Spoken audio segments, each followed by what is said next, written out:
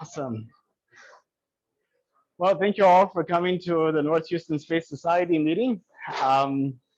Just to give you an idea on what we have planned for the day, as soon as I get the slide working, I have a few opening remarks, and then we'll have Greg Stanley give the space news update. And then we have our special guest, Jeff Perkins, who's from Lockheed Martin and worked on the Orion capsule. Jeff, though, actually, this is the first time seeing him in 29 years. We both went to high school together in Orangefield, like a long time ago. So that's really great. Anyway, so I'm Nathan. I'm started North Houston Space Society. I'm currently acting as the president. And I used to work for a software company. Well, I do up until February 1st. But next month, I'm actually moving over to NASA. And we'll be training to be a flight controller on the Spartan team. So I'm like all excited on that. Thanks. I'm sure you'll hear a lot more about mission control after that happens. I wonder why the. Anyway, but the National Space Society, you know, our vision is people living and working in space and thriving communities beyond the Earth, and using all of space resources for the dramatic betterment of humanity.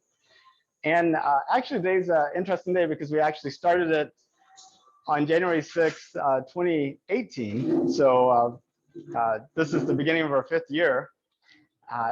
We had 11 meetings in 2018. We started in my house. We covered all sorts of things like, you know, the zero-G experience, humans to Mars, Biosphere 2, space architecture, space law, you know, lots of things. SpaceX's BFR, which is now a Starship. And then 2019, we moved to the library, and we had lots of speakers there, including Trent Martin from Intuitive Machines, who's putting a probe on the moon this year. So that's really exciting. We did a tour of nanoracks. 12 meetings in 2020. Started out in person. We had Herb Baker. I noticed that he's actually joined us today. It's great to see you, Herb. And we continue doing it online, which actually allowed for us to have, you know, Jennifer Lopez from Astrobotics in Pittsburgh come and talk about their lunar lander. And then last year we had 12 more meetings. So this is the 48th meeting of the North Houston Space Society. So after all that, it adds up. And so with that, I think we'll move it over to Greg Stanley, who's doing the space news and who needs no introduction. So you have a microphone? Yes, here we go. All right. And let me get some slides. And,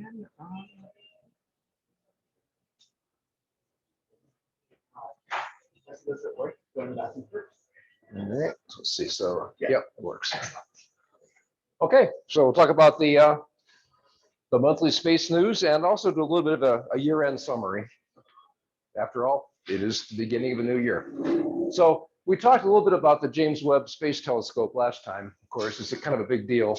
It was launched, you know, so essentially you've heard some of the presentation already because Doug Hall gave an excellent presentation last time about it. So I'll focus mainly on things related to the progress, how it's doing. It was launched on the 25th from French Guiana on an Ariane 5 rocket. Think of it as a successor to the Hubble Space Telescope. It's 100 times more powerful than the Hubble Space Telescope. Most of the risk in this thing was actually not in the launch, which is unusual compared to most space exploration kind of things. Usually you think the launch is the most dangerous part.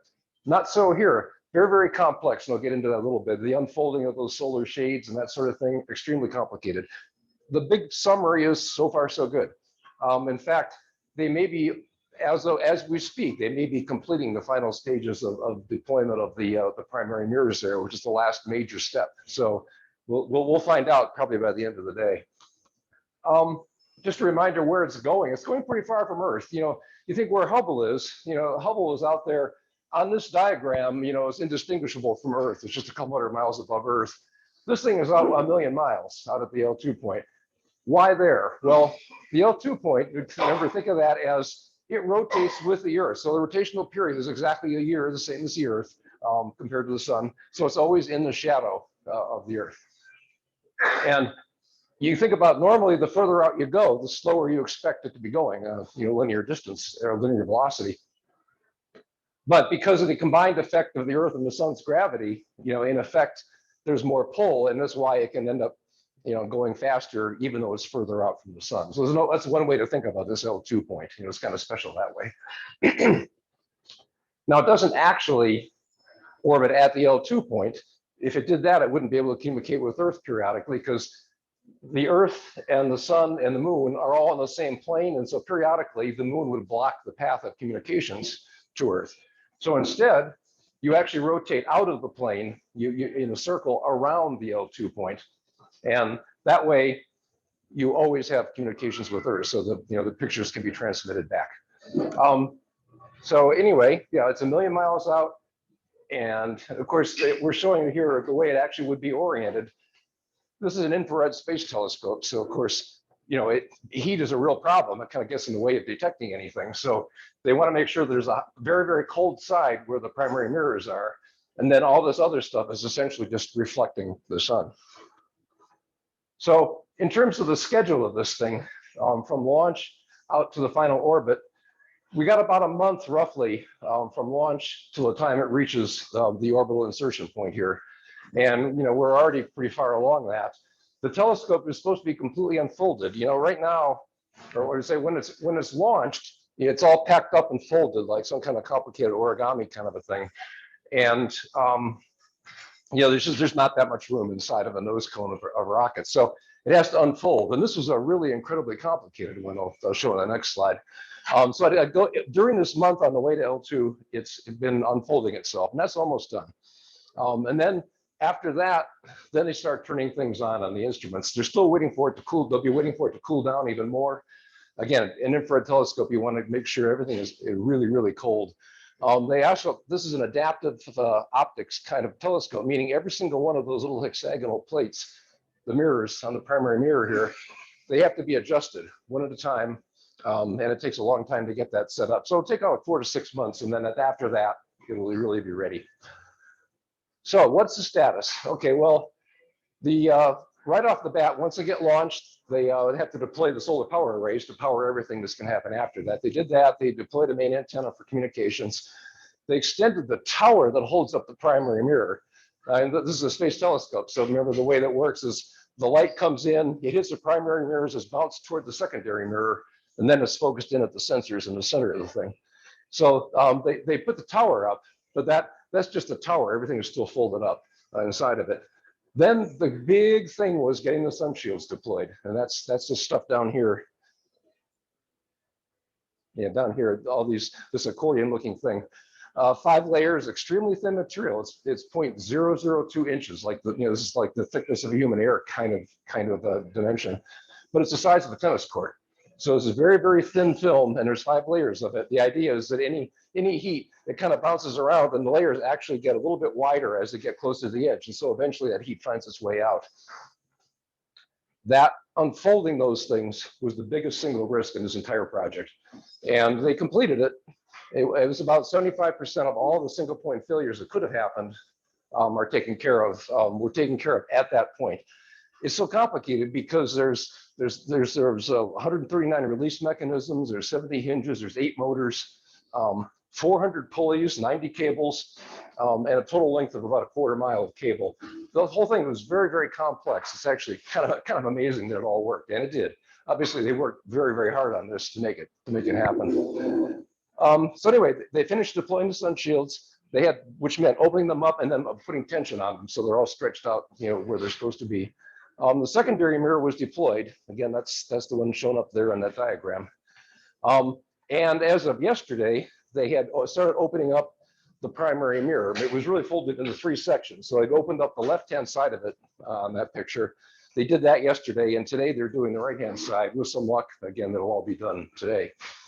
According to a half hour ago, the right side unfolded properly, and they were 16 blocks out of 20 and locking it in the final position as of an hour ago. Yeah, so real time, this is still happening and it's still looking good.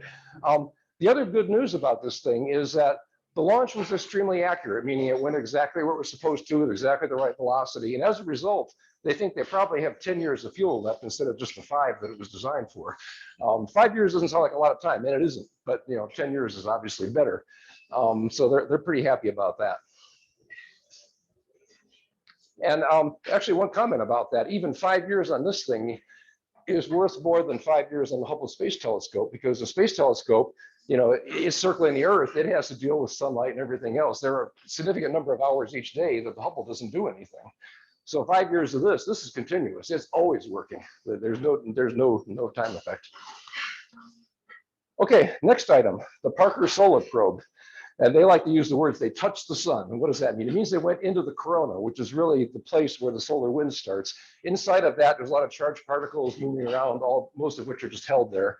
And outside of that, it's whooshing out into the solar system. That is the area where it's mostly magnetic fields that dominate particle movement, because most of them are charged particles. And anyway, that's a major boundary. And there's a name for that boundary, whose name I forget. What we're talking about is something that's about 4.9 million miles from the sun's surface. Now remember, we're out 93 million miles, so we're talking about being in pretty close to the sun compared to where Earth is. And that boundary is very irregular. It bounces around and it's always in flux. And what they've done with this craft is they're spiraling in closer and closer. It's in an elliptical orbit. They do that because it's very, very tough conditions when you're close to the sun. So they don't do that for very long. They monitor, they take the pictures they're going to take, they get the measurements, and then it swings back out, way, way far away from the sun. And that's when they start transmitting the data back. So it kind of works out. It's very complicated, but it's decaying in. And by 2025 is a target when they'll get the closest that they were targeting. And that's within the 3.8 million miles. It takes them 24 orbits to do that over a period of 7 years. And they're using Venus to help out. Every time they go around, they pass Venus. And normally you look for gravity assist to give you a boost in speed. Here they're doing the opposite. They're actually doing it to slow them down. They just made sure that the way they were going was the opposite direction of Venus, so they could actually slow down. So what are they doing? They're measuring temperatures, they're measuring the flow of charged particles and the angles. That's kind of a big thing for that. Density, magnetic fields, and so on. Why do they do that? Well, ultimately, they want to understand the sun, how the sun works. It's still, there's a lot of unknowns in there, but more practical standpoint, you have space weather. Space weather basically means the solar winds more than anything else. There's always a lot of events that can cause all kinds of havoc on communication satellites and for astronauts. And so the more they understand about this, the more they hope to be able to predict more early when things are going to happen. Now, the obvious question here is, why doesn't the thing melt? It's in there pretty darn close to the sun, under 4 million miles. And usually you read these reports, people talk about the corona is really hot. It's 1 million or 2 million degrees. It's in that kind of a range. You go, well, how could anything stand 1 million or 2 million degrees? Well, that's true, but you're talking about a lot of individual particles. It's not very dense there. It's not that different than outer space. So if you think about, how is heat transmitted? Well, radiation is the big one here. The other way is conduction and convection. There's no conduction because there's no solid surfaces touching each other. You're just talking about hitting an occasional molecule that has a lot of energy, but that's not very much. So actually getting the heat from that 1 million degree Fahrenheit occasional particle doesn't do much of anything. What does matter is radiation, and that's 475 times what you have on Earth. There's an inverse square law kind of thing. The closer you get to the sun, the worse and worse the radiation gets. So they have to have a heat shield. And so what happens is you look at the diagram on the right, that's showing the spacecraft. At the bottom of it, there's a circular heat shield that's pretty much protecting everything. That has to be kept oriented toward the sun at all times, so it's protecting the stuff behind it. It's 4.5 inches thick, and it's really 2 layers of pretty much just graphite, carbon kind of stuff like you might make golf clubs out of. And then there's a composite carbon foam in between that, kind of a sandwich. And then they put white ceramic paint on the very front. Sounds kind of simple, but it works quite effectively. It heats up to 2,500 degrees Fahrenheit on the outside edge facing the sun, but it's only 85 degrees behind it. So it's quite effective. Now, this depends on a couple things. One is keeping the thing oriented properly. You know, you can imagine if that spacecraft even just tips a little bit, it's going to start to fry stuff, you know, that's not supposed to get fried, all the electronics and so on. So what they do is they have 4 light sensors around the outside edges of the upper part of that craft. And, you know, whenever there gets to be a little bit more light than they're supposed to be, they adjust their orientation. They also do have radiator cooling, not that different than your car. It's pressurized, but not all that high pressure. You know, maybe it runs at like 260 degrees Fahrenheit instead of 212. So it's not that big a deal. It's, you know, if in your old-fashioned cars, you might still have that. There are a couple of instruments that are not protected by the heat shield. One in particular is called the solar cup. It's measuring the flow of electrons and the angles they hit at. So that has to be made of extremely high melting point alloys. So there's a couple of alloys there involved in the cup, and there's also an electric field generated as part of the sensor. And it has a grid to generate that field that's made of tungsten. That is the highest melting point metal. It takes like 6,000 degrees to melt that. So that's how they make this thing do its job. Also, the wires, you have to have wires going to these things.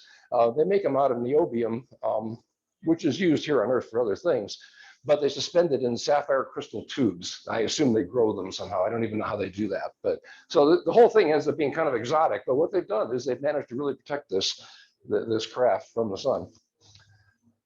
So it actually happened. The first time it went into Corona, I think actually was back in April, and then it just passed through again in December. But what happened, the reason we're talking about this now is that NASA just held a press conference about it to release some of the results, mostly actually from the April pass through. Okay, on a completely different topic, China. You know, they've talked about building a lunar base, also in conjunction with the Russians. And they have decided to move it up by 8 years. So they had a press conference and they announced it's a fairly drastic change, because they were targeting 2035. Now they're going for 2027. They're pretty obviously trying to compete with the Artemis program, which is led by the US. They're doing some things differently. For one thing, they're just going to the moon. They're not doing this separate thing of putting up a gateway, you know, basically a station orbiting the moon. They're just going to go there. So they're doing it a little bit differently. They're also going to have an automated mobile station, and their idea is they're kind of worried. They think that the US and the US companies are, you know, pretty much going to try to take over the moon. And so the way the outer space treaty works is apparently, you know, you can't really own any of it, but if you're there, you're not supposed to interfere with it. And so they're essentially going to be trying to challenge any US equipment that lands there. That's their plan. And that's why they're actually having a mobile station. Now, this is just in their plans, and we don't know what they'll end up finally doing, but that's their plan. One thing they've talked about is exploring caves more as a place to look for permanent habitation. They found a lot of them on the far side of the moon, apparently, and they're going to do the same kind of thing here. Now, before that, of course, they're going to have the robotic missions. Those have been on their schedule all along for a similar time period. Those all target the South Pole. You know, and the poles are the most strategic areas at the moon. If you want to occupy space somewhere on the moon, it's there. And the reason, a lot of reasons for it, but one is basically the day-night cycle. You know, the night lasts a couple of weeks on the moon, which says if you're working off of solar power, then you got to have an awful lot of battery storage to last through the night. But if you're down at the pole, you can basically just stick solar cells up in the air and they'll be exposed to the sun 24 hours a day. So it's very, very strategic. And that's why they want to be sure to get some equipment there. They're kind of afraid we're going to dominate that and just fill it all in. Now, the other way I skipped over it in this slide, they are planning for their station to be nuclear powered. They're talking about putting a megawatt reactor up there as part of this project. So anyway, that's what they're doing. So this gets to highlights. Yeah. How credible do you think the 2027 data is? I don't know. They're not talking about putting astronauts there necessarily in 2027, but they're talking about landing some stuff anyway. Landing doesn't sound like it'd be that hard, but I think maybe 2030 is maybe when they're talking about having the astronauts show up. You never know. I mean, is it credible? Yeah, 20, 30, 40%. But they've definitely staked out their position, and the timing for any space-related activity, you know, who knows? You know, our own programs as well as theirs often get behind by years. They really made a lot of progress in the last 5 years with their space station program. Yeah. So Yeah.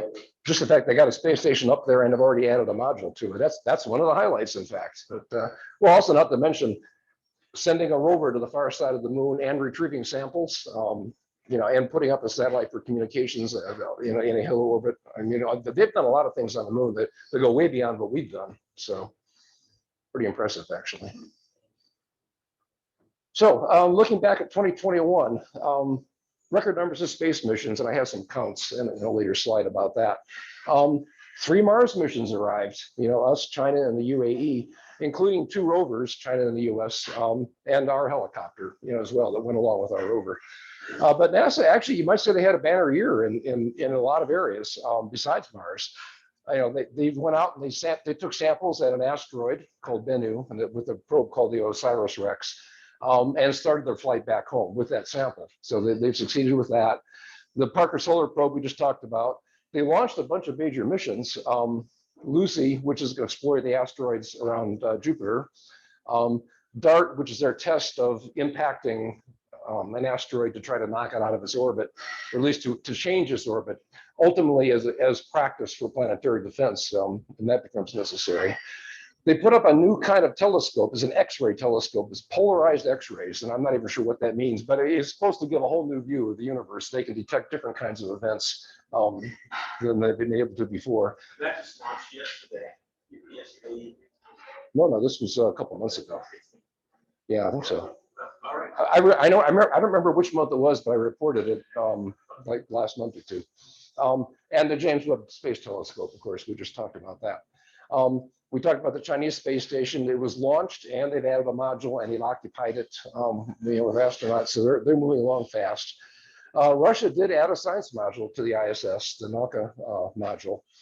Suborbital tourism started, and that may not leave any permanent artifacts, but at least it's activity that's space related. Several new companies reached orbit. Astra and Virgin Orbit in particular, they're small launch companies. They're have various ways of getting satellites up in small sizes. And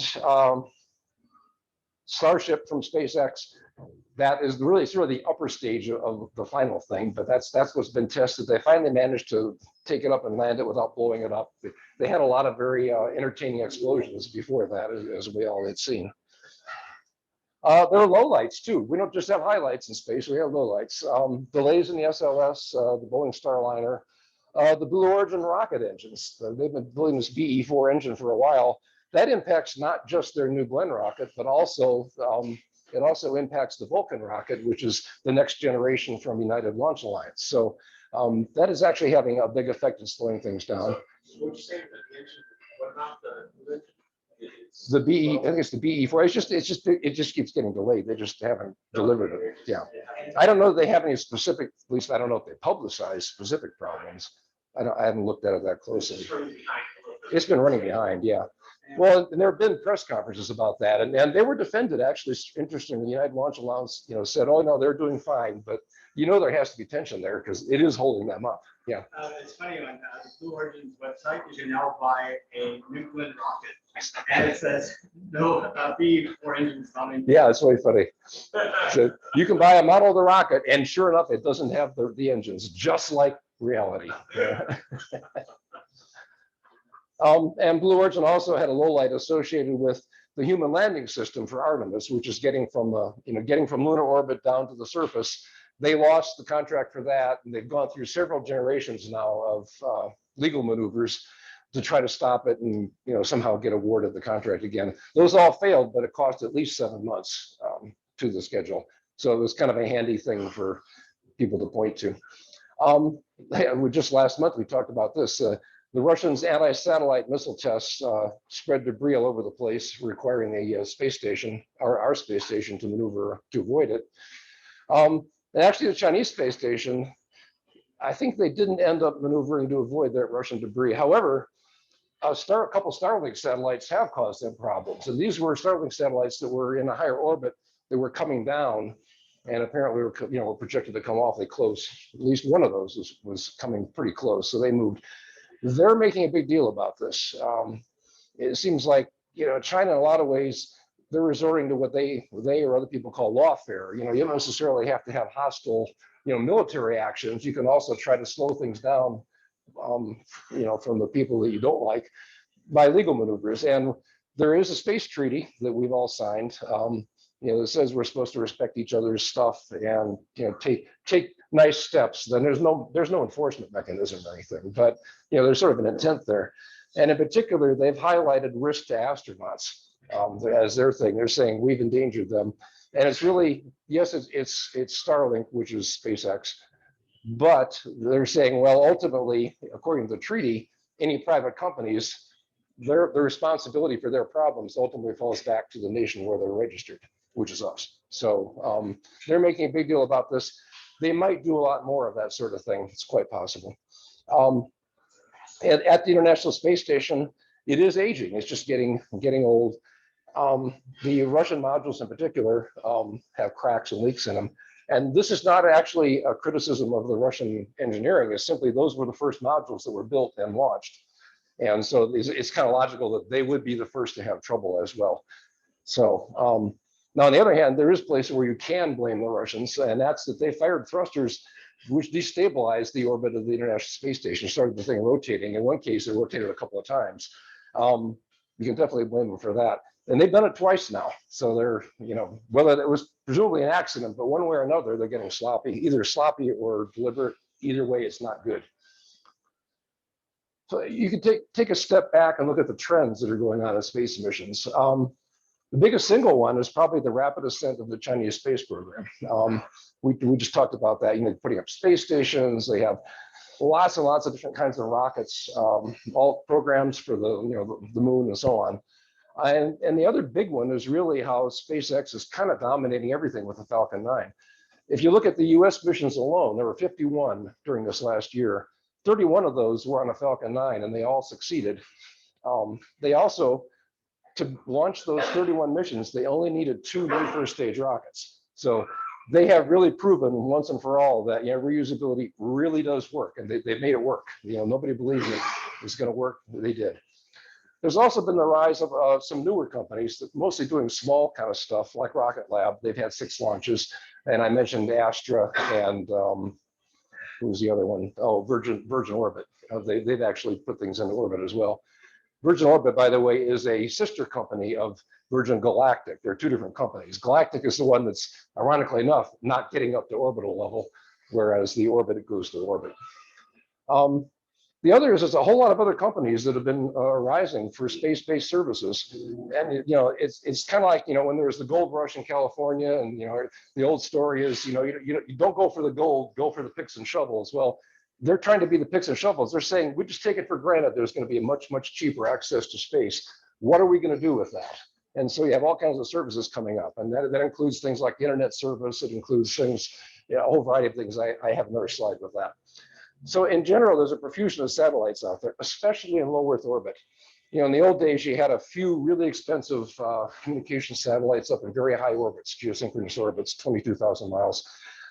Most of the emphasis now is on low Earth orbit, a little bit in medium Earth orbit as well. And in particular, a whole lot more small satellites. When they first came out with CubeSats, these are things that are like, was it 3-4 inches, 4-inch cubes, and multiples of that. You may have like a 6 cube, size or something. And everybody thought, wow, those are really small. And then a company called Swarm came out with ones that are a quarter of the size of that. They're the size of a sandwich, basically. And they put up a couple hundred satellites, a company called Swarm that nobody ever even heard of probably until SpaceX bought them. So SpaceX apparently thinks that there's something a lot more they can do with that. But the point is, there's a whole lot more satellites going up all the time. Regarding the timing of this, is that the rise of new companies providing services in space and satellite constellations. I remember that this concept first gained traction around 1997 with Iridium, the Iridium satellite constellations, and then everyone got real gung-ho at that point in time, and then Iridium fell flat. But so it looks like it's taken about 20 years that in the resurgence in the space program of the commercial private space program to get us to that point that we are now where we thought we were going to be around the year 2000. So there seems to be about a 20-year time here in this industry. Yeah. At least in some categories. Yeah. Yeah, and the Iridium case is interesting because they went bankrupt, but then they immediately came right back. Actually, the people who ran it, they just bought it themselves for $25 million. And this is for, the 80 satellites or whatever, they're already up there, ground facilities. They got that at a steal. I mean, and they were able to make a business run. They're still in existence today. They haven't really expanded it much. Somehow they missed, I don't know what happened, a failure of vision or something, but they're still there. They're doing, more limited kind of communications, focusing on voice, basically your satellite handheld phones. But they were the first of the big constellations with they had 66 or whatever it is satellites in low Earth orbit. So expectations for 2022, what's coming up? Well, a whole lot more launches. Some estimates, I think it was Eric Berger of Ars Technica, he estimated 150. I've seen several people estimating that, so we're getting more launches going on. There's certainly more competition just in the rockets alone that are coming along if they stay on schedule. Now, they don't all stay on schedule, but just what's coming. Of course, the SpaceX with their Starship should achieve orbit this year. That's a big one. That one's truly dramatic just because they're promising really, really reduced costs for access to space. I mean, at least a factor of 4, maybe up to a factor of 10, somewhere in that range. And partially because it's bigger, partially because the whole thing is reusable as opposed to just the first stage like we have with the Falcon 9. The next thing is the Chinese and the European have recognized that reusability is important. They've been working, Europeans are doing a craft called the Orion 6, which is supposed to be reusable. That may or may not happen this year, but at least it's coming along. The Chinese are doing that. They recognize that they need to do this too, and I'm not clear on what their plans are. It's hard to understand their program. They have, maybe 8 or 10 different kinds of rockets, most of which are called Long March something or other, and they're all completely different.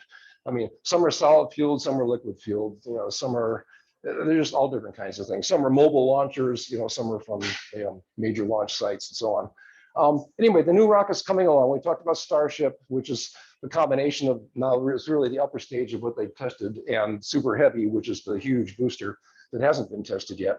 SLS, of course, the Space Launch System, that's the big NASA program that's been in the works for a while. The Vega C is another European effort. Ariane 6 we talked about. H3 is Japanese, the Mitsubishi Heavy Industries. They've been launching with earlier H2 something or other, and they just have a new version coming along. Terran 1, this is the one from Relativity Space. This one's financed. This is another one of those billionaire finance kind of things in conjunction with Fidelity Investments and some others. That one's special because the whole thing is done as a 3D printed thing, almost all just from one material. And then the Vulcan rocket from United Launch Alliance. That's another one that may or may not make it. That's more iffy, again, partially because of the fact that the Blue Origin engines have been delayed so long.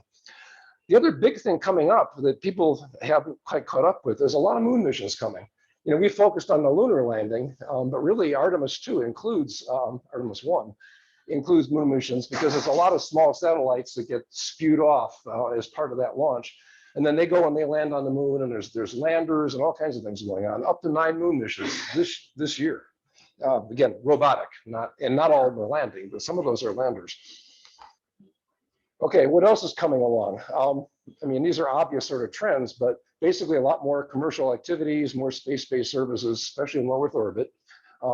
Internet service, Starlink has been in beta mode for quite a while now. It's their internet service. And they're expanding that, and that'll get bigger and bigger. OneWeb is their most active competitor right now. They're actually a medium Earth orbit satellite, so they have longer time delays because they're up higher, but they don't need so many satellites. And they put up quite a few satellites. They'll be offering service this year, I believe. Monitoring Earth, it was basically also called Earth observation. This is really the big area of growth. We had communications, and everybody knows about that with the internet satellites and so on. But the monitoring is really an area that's growing. We talked a little bit about this last time, and everybody still focuses on the, okay, intelligence services will buy satellite time to find out, who's building what out there in the desert somewhere. What they really are trying to sell is answering questions like, how many cars are parking in Walmart each day?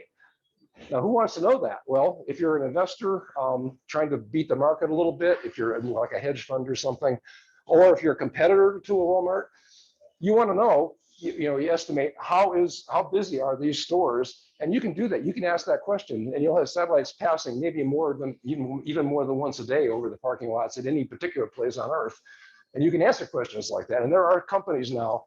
I'll list 3 of them here: Planet Labs, Black Sky, and Maxar. All of them have satellites constellations up there. Planet Labs actually has almost 200 of those satellites. Maxar, I'm not sure how many they have. Black Sky has maybe 12. But they're all offering the service, and they offer not only the imaging, to get those questions, but they also offer analytic services to really more directly answer the question, because there've been an awful lot of data, and they're offering more than just the pictures. They're offering the service to answer specific questions. So as well. The other kind of services growth is in orbit servicing, moving satellites. We talked before about Northrop Grumman has taken an old communications satellite up in geosynchronous orbit that had run out of fuel. Fuel is needed to keep it in position. And they basically just attached themselves to it, and they're doing the moving now because the satellite was fine except for loss of fuel. So that's an example of the use of that. Space junk, of course, is getting more and more attention, and that means capturing it and moving it. If it's in low Earth orbit, they want to deorbit it. If it's in high Earth orbit, they'll actually move it to an even higher one just to get it out of the way so it doesn't crash into things you care about. And the other one is space tugs. They can be used for some of the previous applications I mentioned there, but also they can be used during deployment of satellites in the first place. Right now, SpaceX runs these missions where they'll launch maybe 150 satellites for different people. And what they really do, they go up in one fell swoop. They release these space tugs, and the space tugs then take the satellites to the orbits that people actually want, because they don't all want the same orbits. And this way, they get the economies of scale of getting up into the atmosphere. That's where most of the cost goes. The maneuvering costs a lot less, and so they can do that. That's how actually the small launch companies are kind of worried about this, because their big thing is they can launch small satellites, at the drop of a hat, but it costs more. And so there's this kind of war going on. And it remains to be seen who's going to win, the small launch companies or the bigger ones like SpaceX, in conjunction with these launch techniques like space tugs. The other big thing coming is just more conflict over utilization. Again, conflict can be legal. It doesn't have to be military. But certainly the space race is pretty clearly between China and US at this point, without a doubt. I mean, Russia's there, but because China has the economy for it, and they are developing the technology at a much more rapid pace. The Russians are kind of a third player and all that. There's a lot more concern over space junk and avoiding collisions and hardening systems in general, whether that's hardening them from ground-based lasers shooting at them just to try to blind them temporarily, or being able to move out of the way. The big thing is just moving out of the way of satellites that are coming at you. That's going to happen more and more just accidentally, as well as possibly on purpose.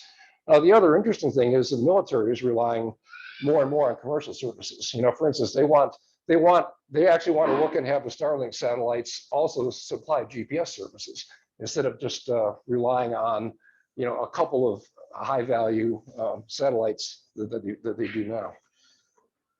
Okay, this brings us to a part of the meeting where we ask, how many launches do you think there have been since the last meeting? The last meeting was on December 11th. Okay, maybe just a quick survey. How many think there were more than 15? How about less than 10? Nobody. Well, okay, it's in that range. Actually, the answer is 12. By the way, that picture is from Vandenberg Air Force Base. You don't think about them very often. Usually I think of, Cape Kennedy, Cape Canaveral. But a lot of the polar orbits, in this case, some of the satellites going up for SpaceX are launched from Vandenberg. And that's California. West Coast. West Coast? Yeah. Somewhere north of Los Angeles? I don't actually know. I think so. Yeah. But, this is at we're doing the poll. It kind of gets in the way. Okay, I've already answered. Okay. All right, how do I get this started again? We had this problem last time that doing this, we do a poll and we show the results to the remote users, but then it somehow or other. It's down here at the bottom. Oh. There we go. Oops. Oh, okay. So there's something on. Okay, yeah, it's working. Okay. So I'm not going to go into any detail on these. They're just more or less the standard ones or things that we've already mentioned. So I'm going to skip right over those. But maybe what might be interesting is a summary for the entire year. Now, this is actually just based on the ones that I had reported. And I found one other source that tries to do a total of these. It's actually cited in our technical article. And my numbers, pretty much match except on China. Sometimes the Chinese don't announce all of their launches. Sometimes they don't announce them at all, or they announce them late. So there's more room for variation there. By the ones we reported in the space news, the US had slightly more launches than China did. However, probably the other one's right. Actually, there might be as many as 56 that came out of China, in which case they would actually be the #1 rocket launcher in the world right now. Then it's followed by Russia with 24 launches, Europe 6, and then a few minor players like India. So out of the total is 134 launches this year, or maybe 142. It's in that range, up to 142, 144 on some of the other, by some other people's estimates. Going to need to remember to add North Korea next time. Yeah, it hadn't been a factor yet, but there's quite likely they will be. Anyway, basically we're in record-breaking territory at this point, especially assuming that my China count is low. We do it, that means we passed all previous records. The previous number of launches maximum was back in 1967 with 139. And the previous number of successful launches was in 76 with 125. And this year we blew through both of those, assuming China is actually the higher count than I had reported on. Okay, discussion and questions before we move on to our guest. 2 of those launches out of China, it said, were for automated vehicles. There it is, third one down, Huizhou, China. Yeah. Geely, is their auto company. Yeah, they were. This is shows you. People tend to think of China, in the old days, the way we used to think of Japan a long time ago, as being kind of just a copycat. They're going well past that at this point. I mean, here they have what are their version of private companies. Yeah, they were looking for things to support autonomous driving. Now, that launch happened to fail, but no doubt they'll try again. They actually, Geely, besides making cars, they in fact have a space division as well. And China's a tough one to figure out because they have the ones that have the purely state-owned companies, and those are clearly government. And then they have the so-called private companies, which are kind of like our private companies, but the reality is the thumb of the government is still on them in a much more heavy way. And so it's a little bit hard to even assign, state versus private enterprise in their case. So you have companies like Geely that do get involved. I think they own, is it Volvo? They own other car makers that that you've heard of. Geely maybe not so much. And the big one, the Angara 5A was that's their new replacement for their for the Proton rockets. Yeah, it's a new heavy lift rocket. Yeah, and this particular test failed, so they're falling behind a little bit. There was apparently in the Russian press, there were actually articles about how the Soviet program is in disarray at this point. And that's pretty amazing because this is in the Russian press, which is of course pretty tightly controlled by the government. And even they allowed that to be published. So was there any sort of reason or why it was not being funded? No, I didn't read the details of that. Sorry, I have a question. Yeah. I guess the jurisdiction over the moon. So they are going to the moon. Who gets the permit? This doesn't belong to looking to everybody, right? Well, yes and no. The problem is there's multiple treaties involved here. There's the Outer Space Treaty, which goes back to 67 or whatever, and it says that governments can't own the moon or anything in space really, but it doesn't really talk about private companies, and so it's not clear. But then there's a separate thing, which is the Moon Treaty, where they say it's the common heritage of mankind, everybody owns it, and all the resources should be split up somehow. All the major space powers, except maybe France or somebody, didn't sign that. So There is a treaty called the Moon Treaty, but all the people that actually are going to space refuse to sign it because they realized they would never have any incentive to do anything, if they had to then figure out how to distribute that to every country in the world. So they just said, no, we're not doing that. So the real answer in practice is kind of nobody. I think the Outer Space Treaty it provides a general framework, saying that, for instance, and there's the Artemis Accords, which we layered on top of that, which makes it explicit that you can extract materials from the moon and sell them, but you don't own the underlying land, but you can still do the extraction. And so that allows companies or governments, to land something, extract, whatever ore or whatever you want to do from, say, the surface of the moon, and go on.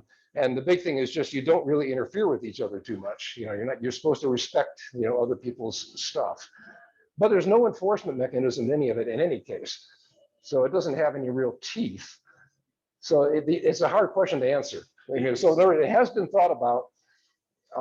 There's several different conflicting treaties, or it's not conflicting. The Moon Treaty is much more restrictive, saying that everybody owns it. But when you say everybody owns it, it kind of means nobody owns it, because nobody will invest the effort if they're afraid that 95% of it's going to go to somebody else. So. I have a question. What would it happen if a meteorite hits the moon, huge meteorite, and I don't know, maybe take it out of orbit or something? What will happen there? Yeah, I mean, I guess it depends how big it is. The bigger it is, the more impact it can have. So it's probably still not as bad as hitting the Earth, but. Yeah, actually, a big meteorite did hit the moon in sometime in the last 2 years, and it was pretty sizable. And someone happened to be looking at the moon, and they had a video camera on when they saw the flash. And there were no satellites at that point that were supposed to be doing burns, so it was an impact. And they estimated it was probably the size of a car or the size of a pickup truck or something when it hit the moon, and it flashed for just a second and then gone. But I mean, it is happening. It's happening in real time. It's happening probably while we speak. There's there's meteors that are the size of a pea or the size of a marble, and they're happening a whole lot, very frequently. And that's one of the reasons why the Chinese are interested in exploring latitudes on the moon, because then you basically can go live in a tunnel that's already covered with concrete, essentially, regolith, and you don't have to worry about the little ones. But yeah, there's still going to be a problem. The bigger the pieces are, there is no atmosphere around the moon to help them burn up on the way down, like that one that came down over Russia here about 3 years ago. Yeah, that was. Yeah. And so, yeah, it's going to be an issue. And of course, if it's a really big one, like a kilometer across, well, that's a whole other level of, it could spit chunks back up that could then end up coming back towards the Earth. But we've never observed that. And we hope we don't. And we hope we don't. Yeah. Just ask the dinosaurs. Yeah. Okay, so at that point, I guess we'll move on to our features. Normally we say featured speaker. In this case, it's more of a question and answer kind of format. But I'll set the stage here. Jeff Perkins, he's a systems engineer at Lockheed Martin Space Systems here in Houston, and he's responsible for the technical integrity of the Orion spacecraft. And looking back, I think you were also involved in Europe as well, right? I noticed you were in Bremen. Bremen is where they're doing the service module part of it. So he's seen quite a few aspects of Orion. You previously worked on the F-35 for Lockheed Martin in the aeronautics division, a different division.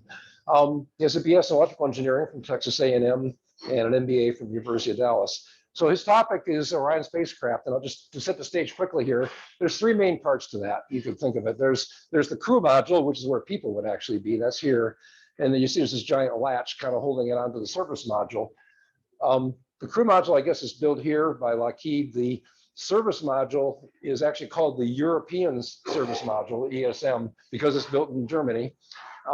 There's also a launch abort system, which kind of goes on top of the crew module. And that's used in case there's any kind of a problem in the beginning in particular. It fires some rockets to take it off, take the astronauts off and land them safely somewhere. So those are the three parts. We're showing them here, in this case, stacked, ready to go on top of the SLS. Here, this would be in space with the service module providing, power and, life support and so on. And the crew module mainly would be for when you're ready to descend into the atmosphere, it separates and it comes down. And so those are sort of three different phases in the life cycle of an Orion. And with that, let's talk about Orion. I think we'll just reorganize the chairs here and kind of like a circle-ish type thing so we all talk. And so I'll bring this over here so we can. Correct. Online to put the requests in chat so we can read those up. Oh, were there any questions from online? We're not. Okay. I can, we can actually just have them blurt them out if they want. So what speaker for that? I have a speaker for this. I'm going to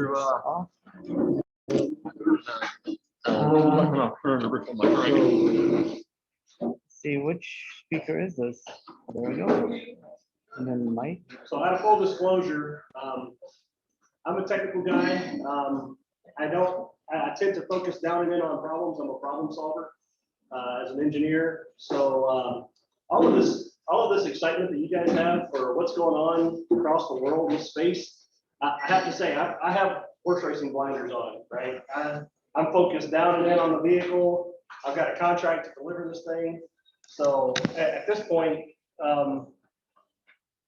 I don't really know where to start in terms of presenting to your interests. So the question and answer session kind of gives me the opportunity to kind of hear what you're interested in hearing about, and then we can take it wherever you want to go. The other aspect that I have to be careful of is because I'm working as a contractor, we have proprietary information, and we also have international traffic and arms regulations for export control information. So there's a couple of areas that I can't talk about. And so instead of putting stuff in a presentation, if I talk from my head, then I know everything is releasable. And I don't have to ask permission from Lockheed Martin to share it with you. So at this point, we'll just kind of open it up. Yes, sir. Tell me, what is the maximum diameter of the Orion, and what is its weight? Those are two numbers that I do not have memorized. So those are two numbers I can't tell you, but they are published. So they are out on NASA's. So if I Google Orion, will go up? Yeah, the maximum gross weight. And I have to say, the vehicle is still evolving. So let me start with what is the baseline of Orion. So we have flown three flight tests so far, and Artemis 1 is a fourth flight test before we put a crew on Artemis 2. So the first one was a pad abort. So the launch abort system that they were showing was with just a structure shell of a crew module. There was nothing inside it, avionics that allowed us to get off of the pad, but to test the launch abort system from a pad abort configuration. The second test was exploration flight test 1, which didn't have any of the service module services. The exploration flight test 1 was to take the crew module into a high orbit so that we could get moon return speeds and heat shield test data. So that one again wasn't a full up, well, it was the full size diameter, but it wasn't the mass of the vehicle. We then did an ascent abort 2 test, which was similar to pad abort 1. It only had a shell of a crew module, and it was a ballistic landing. They didn't put any parachutes on it, no landing recovery stuff. So once they put it up on a test booster up into flight, then we just made sure we could outrun the booster, right, with the launch abort system to show that we could recover the crew in flight during the dynamic max Q phases of the flight. Artemis 1 will be the first time we have a full European service module with all the commodities. I should say all the commodities. We have empty water tanks, so the water tanks are not full. We had some issues with the tanks themselves, and so one of them had a structural integrity leak, so we couldn't put water in it. And then we just decided to make all of them dummy tanks. So we do have mass simulation though, so we make sure we keep the weight and CG, the center of gravity of the vehicle in the same position it will be once we have all the hardware installed. But because there's no crew, it means we don't have displays and we don't have controls, right, for the pilots to interface with. And so there's also life support systems. So the oxygen scrubbers and the air revitalization part of the vehicle is not in Artemis 1. So we still don't yet quite have a full configuration that supports crew. And that was partially due to some of the funding stages that we went through with the government and some of the delays in funding availability. So we said, for the things that go with crew, those are going to be developed on the timeline to support the crew. Everything else, we're going to accelerate to do it as fast as we can to get into the lunar mission. So from a mass and a size perspective, we are sized for 6 crew. For Artemis 1, we are only flying 4.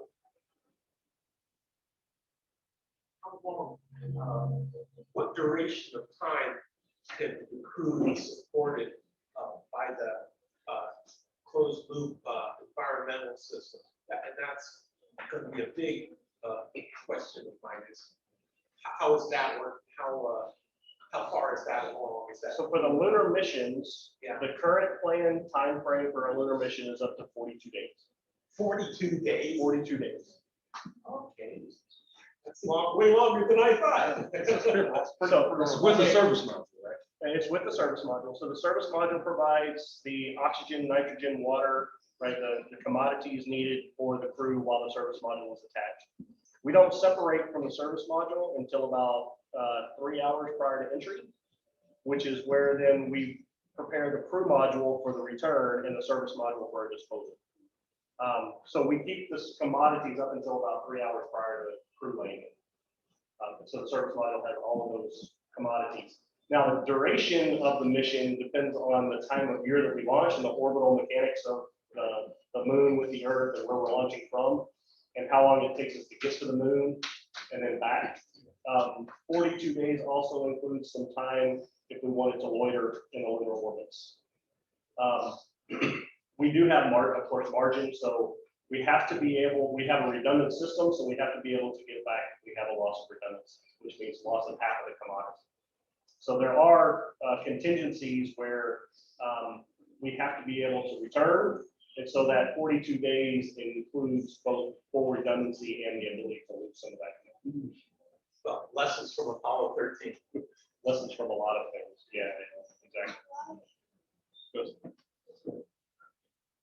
Come on that note, what areas would you say are very similar to the Apollo program, and what areas has the design like progressed from the Apollo era? Everything has progressed from the Apollo era. Basically, the only thing that we've retained is the shape of the capsule. And it's the shape of the capsule only by geometry, because we are much larger than the Apollo capsule. So if you ever go down to the Kennedy Space Center Visitor Center, there's an Apollo capsule and Orion EFT-1 capsule, and you can see both and see the difference in size of those two. So both of those are available in the Visitor Center in Kansas. We have a question from the online contingent. Mr. Blunt says, oh, I just lost it. I'll have that back. Mr. Blunt says that there are no controls, no Astronaut controls. astronaut controls and stuff. And then how do you feel about the possibility that it causes problems when you're at it since it's never been tested? I didn't quite understand the question. They was concerned that they're doing this initial test without that equipment in there. When you're at it later, what is the possibility that it's going to cause problems because it hasn't been robustly tested? Every time, well, it will be robustly tested. Each configuration of the vehicle has its own set of requirements for tests, functional tests, verification, validation. So just because it's not in the EFT-1 vehicle configuration for this first Artemis 1 mission, sorry, the Artemis 1 configuration, doesn't mean that we skip any steps when we add it to the Artemis 2 configuration. The difference is now we don't have to test all the Artemis 1 stuff again. So the time frame that it takes to test just the new stuff that we add on is the delta time it takes to get Artemis 2 ready to fly. But our schedule still includes completely robustly testing all of the new hardware, displays, controls, Eclipse equipment, things of that nature. So for Artemis 1, we have that. I got an earlier set of questions, I think, from Mr. Stanley here. The question of how do we test things for space on Earth, right? So for the electrical systems, the avionics systems, those all go through a set of integrated test labs. So we actually build and test the hardware in a test like you fly configuration, a set of hardware. The difference is we may not upstream the parts for thermal when we're only using it in the lab because it's not going to see the environments of space. So we don't have to conformal code for moisture and humidity and things of that nature. So there are some cost savings ways of testing the design in a functional lab than having to actually put it into the full configuration that's susceptible to radiation and all the other things that happen in space for that hardware. So we take everything through a set of functional tests. And then for environments, we actually have taken and we've done what we call a protocol approach.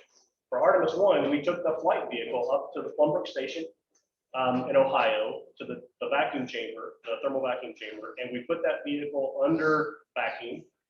And we had cages of heaters, and we cooled it down, we put it in vacuum, we heated it up, we tested the full range of thermal environments we expect to see in space. And so this vehicle, as it's going to operate, has been through effectively a space environments test in Plumbrook. There are things that you can't test until you fly, and those are things like the abort system. So we did the pad abort and the ascent abort tests without crew with dummy hardware, right, to show that those systems work in their environments. And so we kind of piecemeal the environmental tests in a way that demonstrate that the system, when put together, will operate in its intended environment. Let's see one other thing about environments. Radiation. How is the crew protected if a solar storm should come by? Sure. So part of it is NASA does forecast weather in space weather. And so the best insulator of radiation or protectant for radiation is water. We have 4 water tanks, and we actually have crew space in the floor where they're storm shelter, right? Radiation storm shelter. And so while nominally working, they're all above the floor in the open volume. If there's a forecasted radiation storm, then we position the vehicle with the water tanks, which are in the service module behind us. We face the water tanks towards the radiation event, and the crew will store in their environmental compartments. How long can they stay in storm cellar? How long can they stay? Yeah. As long as the storm, I don't know, I have a number. It's like theoretically 42 days. Theoretically, okay. How long do they typically last? A solar storm. I have no idea. That's an environmental question I don't know the answer to. I have another question from the online contingent. Tom Hansen asks, why aren't you using robots to send out a human? Couldn't you use a process dummy? So that's an interesting question. We actually are. And the Europeans are providing some of those onboard measurement systems. So we do have a torso that is sitting in a crew seat and is strapped in the same way an astronaut will be. It's actually wearing an astronaut suit. So we have one position of the 4 in Artemis 1 that will have effectively a human dummy in its place wearing an astronaut suit. Other things that we have in there are radiation effects monitors. So we do have monitors also from the Europeans that are around the cabin to monitor radiation effects and to see how the space environments for this particular mission that we fly, what type of radiation we measure. And then we also have some space biology payloads. So things that they want to grow in space, right? So petri dishes, I'll say. As well as other cargo storage lockers that we put in. So we do have several things going into the crew cabin as part of the flight test for instrumentation and measurement. In launch, what is the maximum G that the spacecraft, not the crew, spacecraft can stand? So I don't know that it's more about the G's. So if we start talking structures, and again, another good disclosure, I'm an electrical guy. So loads and dynamics and structures are not my background. But having worked at this integrated system level, we tend to do, that was going to be another one of my discussion points in the environmental test. Loads are things that you can't test unless you fly at the integrated system level. So the way the structure is designed, we have analyses and models, high fidelity models that show that the design can withstand the loads of the rocket, as well as gravity effects, and then the dynamic pressures and the acoustics, because acoustics is another element than just the G load of the stress going through the vehicle. So you have both tension and pressure in the dynamic load paths of the vehicle through the structures. All of that is analyzed, and as the rocket providers, Boeing and SLS, provide information about how their rocket performs in their tests, because they do hot fire tests out at their rocket facilities, then they update those loads and provide those to us so that our analysts can determine what effects those loads have on our design, our structural design and structural integrity. So I don't know the specific answer for the number of Gs it can handle, but the process by which we go analyze that comes from test data from the rocket itself. And then we iterate on those loads and our designs, because the other element we have that's an issue is mass, right? The more mass you have, the more rocket it takes, the bigger rocket it takes, right, to put more mass up into space. So there's balance between how much are the loads and how much mass do we need in order to ensure that we can withstand those loads. And what is the design infrastructure and orientation and where are the loads carried within that cylindrical, right, configuration. Another question I already had the answer on, I don't. Is it reusable? The SLS is not reusable. Orion, the capsule, is reusable. You have checked the life cycle how many times? We do. As a matter of fact, we have two different aspects of reuse for the Orion capsule. One is what we call heavy reuse, which is 2 missions, and it's primarily of the infrastructure of the capsule itself. So structures, tubing, wire harnesses, right? The big pieces. The elements that we're able to bolt on, the avionics pieces, right? The flight computers, the controls, displays of controls, the things on the inside of the cabin that are pressurized and protected from saltwater landing, right? Things of that nature. Those are for 5 missions. So we can reuse a lot of the avionics hardware and some of the other internal parts 5 times. There are elements of the system, though, pyrotechnic devices, things that fire off to initiate things like the parachute deployments and cutting the risers and things of that nature that are integral to that to the system. It's a one-time, one-fire. So we always have to replace the pyrotechnics. But the capsule itself, the elements within the capsule that are infrastructure, we can reuse it 1 additional time, so it gets two uses, and then the avionics 5 times. You said the capsule handles 6 people? It's designed for 6 people. Designed for 6. I thought it was slightly bigger than the Dragon. The Dragon will hold 7, what? Your competition? Again, my resources, I don't know what the Dragon can do. Holds 7, but I thought yours held 7 as well, but it's been a long time since I looked at it. 6. 6 is the plan. Now, in terms of the mission, right, the difference between going to the moon and going to Mars, right? So going to the moon, we're considered to be a taxi. So we are not a habitat that the crew is expected, 6 crew is expected to stay in for a long duration, right, activity. So when you travel to the moon, you need something else that the crew can get into, right, for a longer duration activity. Going down through the lander and into the moon missions, right, as the taxi, right now they're only planning on Artemis 2 to send 4. So we'll be configured for 4, which gives you a little bit more space. At the point in time, you have an additional habitat and some other space that, you know, astronauts and humans can get into, then we could reconfigure, go for 6 and put up more people. So it's a reconfigurable depending on NASA's mission objectives. Can you reuse the service module, or is that always assumed just to be? Service module is always assumed to be disposed of. Right. And mainly because it doesn't have any way of being recovered, and it's basically a ballistic landing into a disposal in the ocean. So when it comes back, it gets disposed of into the ocean on a trajectory, and we don't recover the service module. So you said it acts like a moon taxi. I've also heard like, is there any way to reconfigure it for Mars?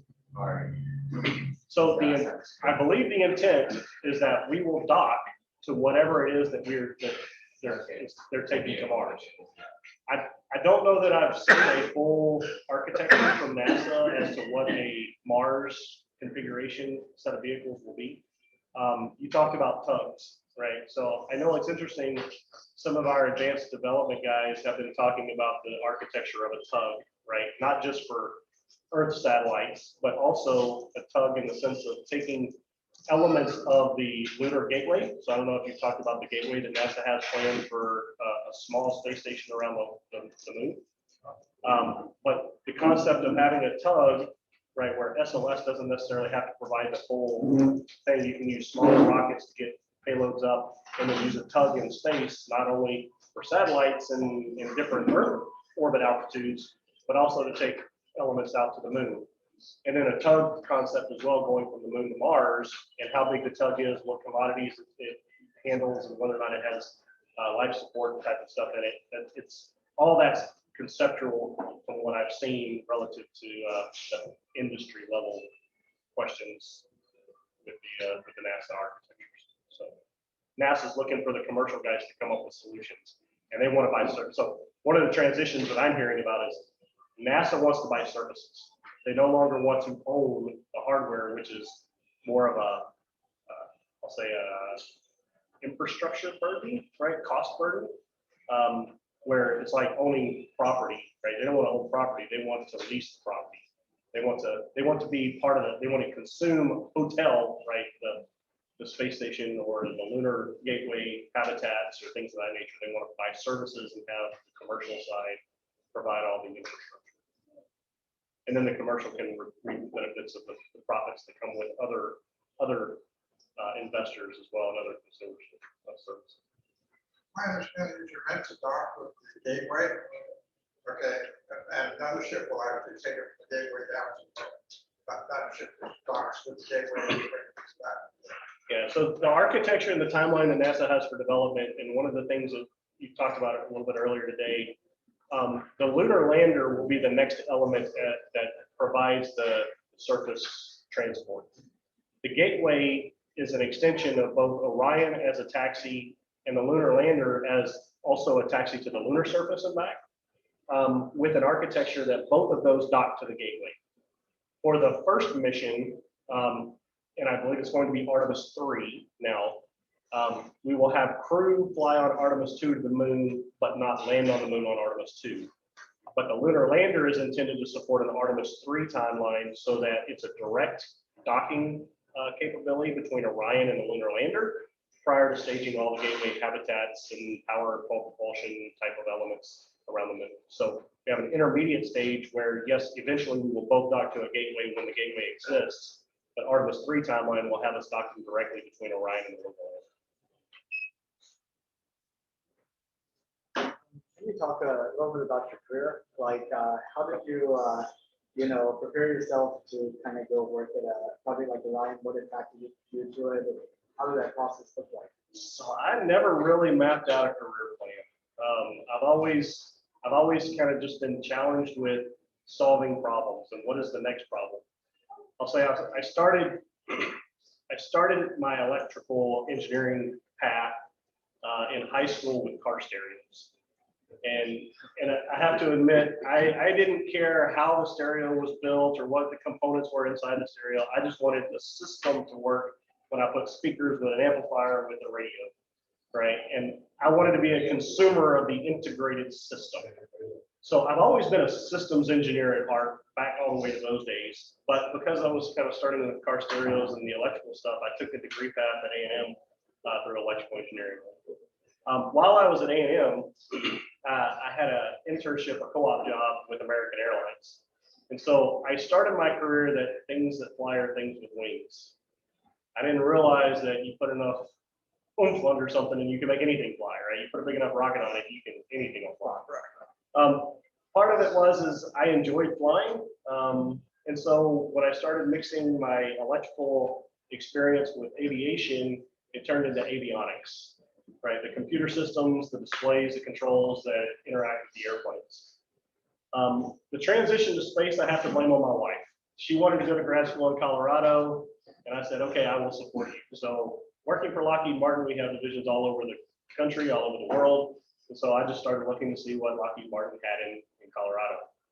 And come to find out, Orion had just been awarded a contract and JSF was winding down. The wife wanted to start grad school, and sure enough, I ended up with a job on Orion in the labs. As an avionics guy, I started working in the labs, integrating all of the hardware that the other engineers put together. And so I started in this system test environment with avionics that were lab-centric avionics. And then I just started learning more and more and more about the system. So all of my experience with space stuff was on the job. I didn't prepare for anything in school to do that. It was all stuff that I just gradually worked to learn more and more and more about the system. Well, I went from avionics and software to then electrical systems and what we call channelization. So all the sensors and effectors that are around the vehicle that you turn on a signal, you open a valve to a prop thruster that then fires and causes the vehicle to go this direction, of which then the inertial measurement unit, the IMU, measures the orientation change from the thruster firing. Wait a minute. All of a sudden, the system just started getting huge, right?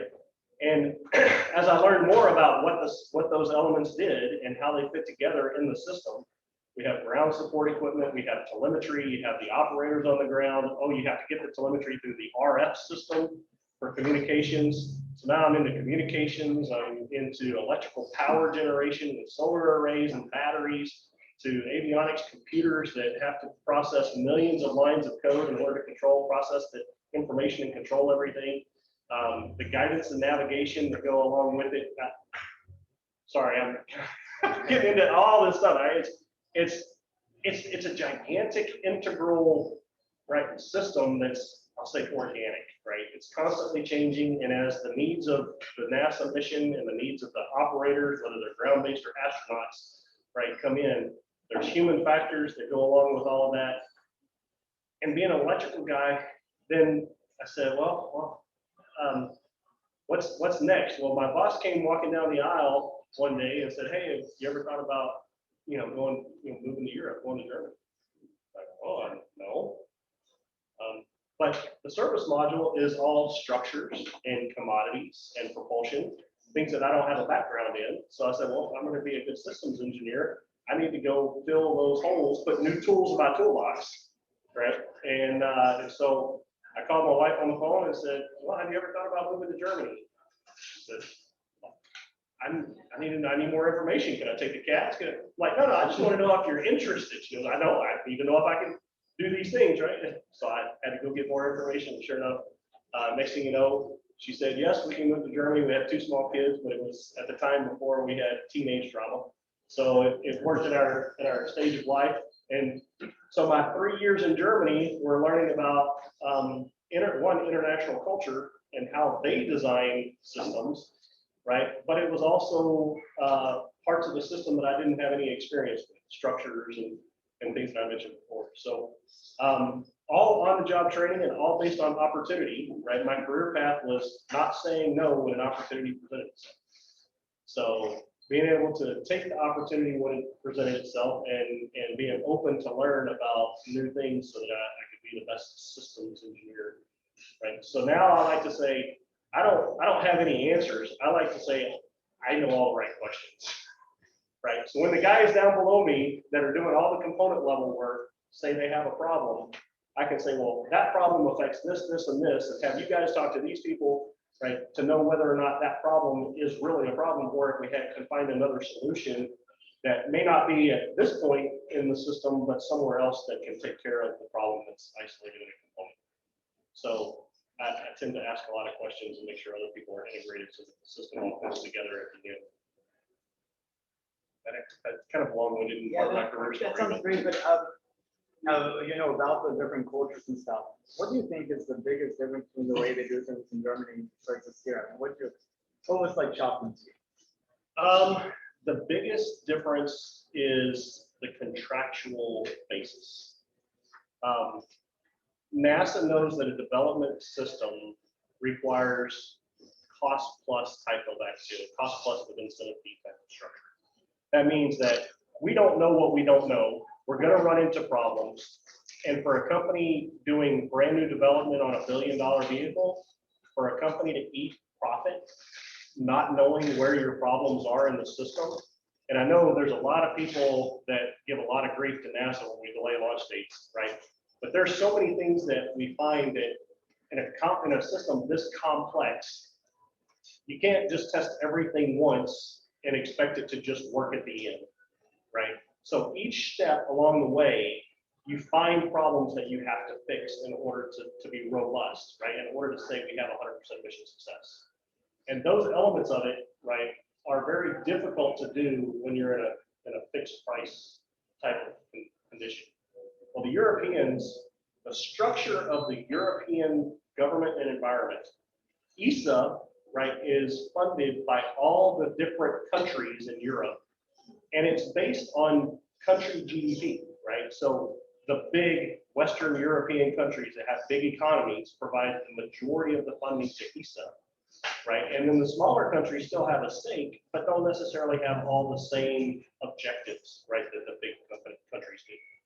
So when ESA lets a contract, they have to do so with a return to the country for the investment the country provided, right, in the same percentage, right? So let's say Germany provides 40% of the funding to ESA at a government level, right? Then Germany expects 40% of the contract to be satisfied by German companies, right? To return that value, that dollar value back to the country. And so Europe has to distribute all of this work, right? And it's very contractually centric. Communication is very interesting because ESA acts more like a lawyer and NASA acts more like a contractor. Meaning that because if the country that's producing the product has an issue, their firm fixed price, and ESA is going to say, no, this is what's in your contract, you have to eat it or find a way to do something, right? And it's either the country provides more money back to themselves, right, kind of thing. It's just very dynamic in terms of how the politics plays into the integrated aspect of the European Union. So they may have one monetary dollar, right, currency, but they have different cultures with different objectives, with different industries that come back into their unique country aspects. So it's not the technical part of it, it's the environmental political part of it that's interesting in how ESA does business differently. I'm curious, like with the cost plus contract outlook, how do you make sure that you still have the proper incentive to like meet those at So we still, our profit is based on our performance, right? So even though we get covered for our costs, if our performance is horrible, then our profit gets cut. So we don't, so the cost, right, of what we do, we don't have to eat into it, but we may not be getting the same level of profit that we would get if we had maintained our cost constraints. So the funding part of it is the incentive fee. Every incentive fee period, and there's a period, I want to say it's about every 6 months. Every 6 months we go through an incentive evaluation, and they tell us what our strengths and weaknesses are, and then they dock us for our weaknesses, and then we have to have recovery plans for things. So all of that program management aspect of it still plays in, and we are limited in what our profit is based on how well we do not manage right through the performance of our contracts. So it still exists. The difference between cost plus incentive fee and firm fixed price is who carries the risk. Right? The risk on a fixed price is the contractor because that eats all of your profit, but it's you typically build in a bigger margin because the contractor wants to ensure a certain amount of profit. So the customer may pay more in a firm fixed price contract if the contractor is holding the risk. In a cost plus incentive fee, the customer holds the risk, right? So it's just a matter of where the risk is held and what level of profits are negotiated. What are some of the more interesting challenges that your teams have met and overcome in be some things that stand out to you? Yeah, so one of the things that we had an issue on is we had a controller card in one of our power and data units where we had a hard failure. It was buried in the vehicle in the service module in the crew module adapter. So the European service module is below the crew module adapter. So Lockheed still has a portion of structure, an avionics ring, that is an interface to the European service module and the crew module. Because we wanted to keep the separation plane that we have between Lockheed Martin interfaces and the stuff that we bolt together, which that it stays together, is a Lockheed adapter with a European service module. So we had a power and data unit hardware failure, electronic card failure.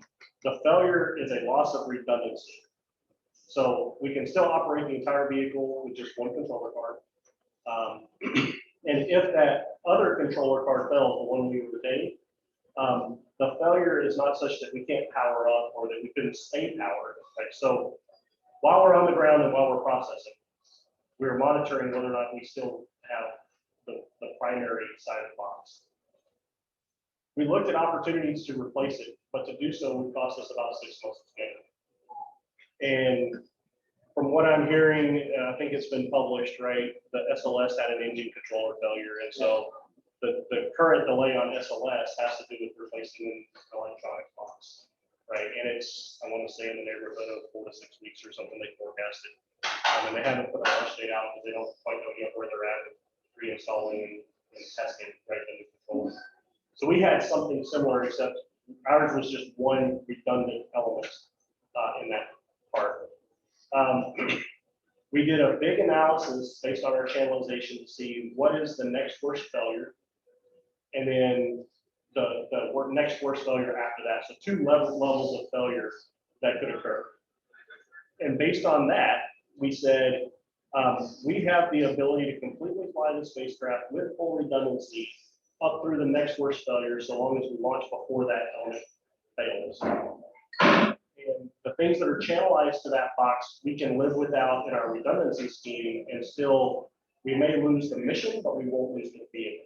So from a level of criticality of failure, right, there's loss of crew is the first level of failure. It's the most hazardous failure restriction. Loss of vehicle is the next one, and then loss of mission is the third. Right, so loss of mission means you still obtain your flight test objectives, you still get the vehicle back, you can still reuse or recover, right, a lot of those elements, but you don't have the redundancy in order to stay for 42 days and loiter and that kind of thing. So you want to come back as soon as you can.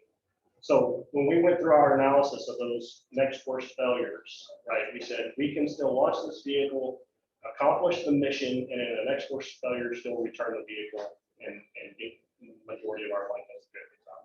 So the trade, which included NASA and NASA management, said, let's not trade 6 months of schedule for a loss of redundancy. Question. We have a question from the online. David Servant asks, were you working on Orion when proto qualification testing was proposed in lieu of dedicated qualification test unit? Yes, I was working when that happened. And part of that also had to do with cost, right? A dedicated qualification vehicle is expensive, right? So we built a couple of different, I talked about structural tests, right? We do have a dedicated structural test article, which doesn't have any of the avionics, electronics type stuff in it, none of the fluids, right, type stuff. But it measures the question, right, earlier of all the loads that go through it, how much compression tension loads can we put into this vehicle and still meet our requirements, right? So we built a dedicated structural test assembly, but the protocol of the integrated vehicle was such that we didn't have cost, right?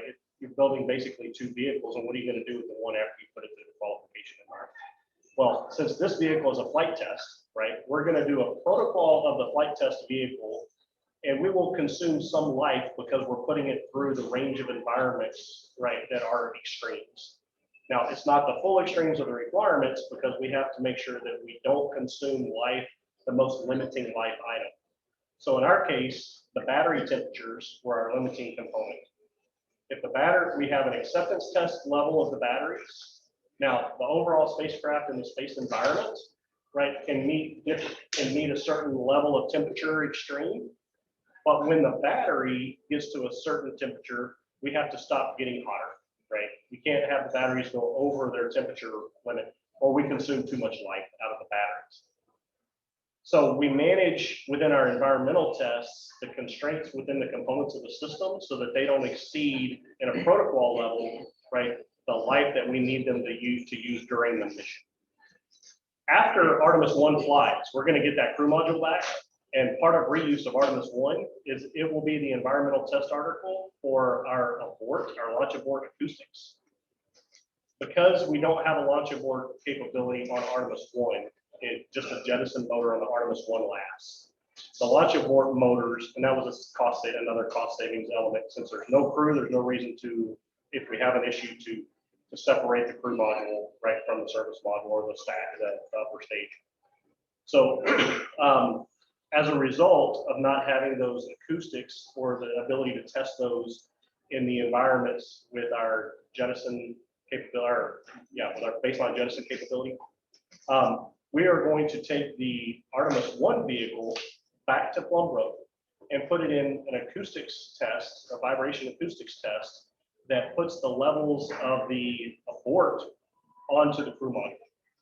So Abort 2 was a dummy crew module with none of the stuff in it, right? We just test the launch abort system. Well, we had sensors on that said, here's what the acoustic environment is of an Abort with AA2, the Abort test 2. So now we're going to put that data, we're going to put that back into the Plumbrook acoustic system. And now the crew module that we flew for Artemis 1 is going to go through that, and we will actually fire pyros, and we will separate the mechanisms that are required to be separated, the four-way cover, the parachute type stuff, all of that stuff will be part of our environmental test assembly after the Artemis 1 mission. So protocol provides the ability of flying the actual vehicle while also testing it to ensure that it's ready to be flown. And then for the reuse, we're going to put it back through so it's now a qual vehicle at the end of that to show that we're ready when we put crew on for the rest of the environment. So that's all part of our stage-wise, stepwise qualification program of the vehicle. Like, can you talk, oh, sorry. Go ahead. Okay.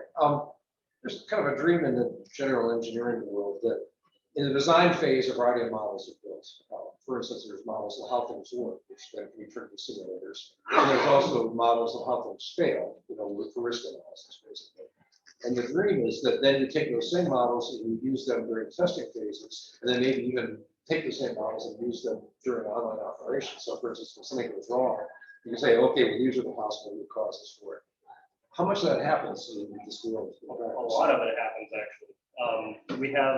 We continue to build fidelity into the models each time we learn something, either a new fault mode, a new failure, a stressing condition that puts new boundary conditions on the model itself, things of that nature. So we're constantly refining the models that we have across all the different systems, right? So thermal environments models, acoustics environments models, loads and dynamics models, things of that nature, all of it gets refined.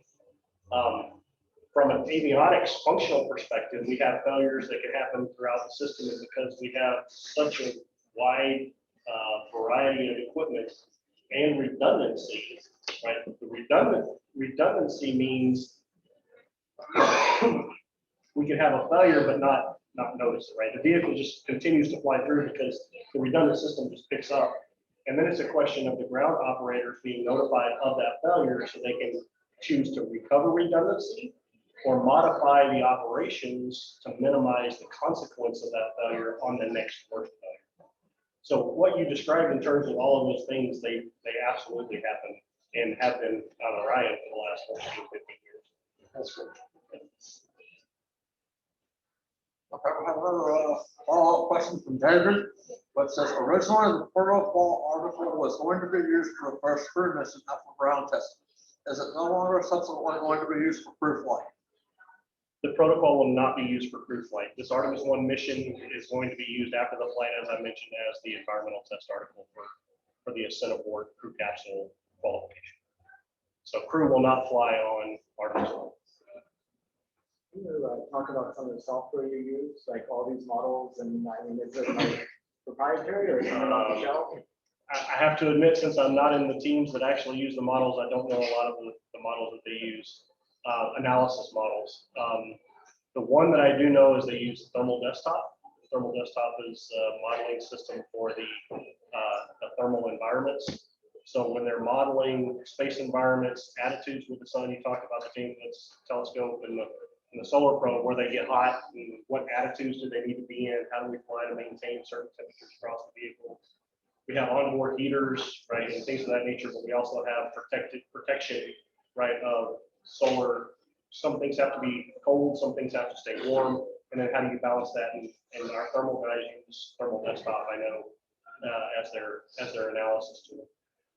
Some tools are as simple as Excel, and Excel, I'll say macros, right? So some of our power analysis, I want to say there's certain cases where certain types of analysis can even be done in Excel, right? Where we get stressing cases for solar array power and eclipse and power generation, right? And you do things along with some Excel macros.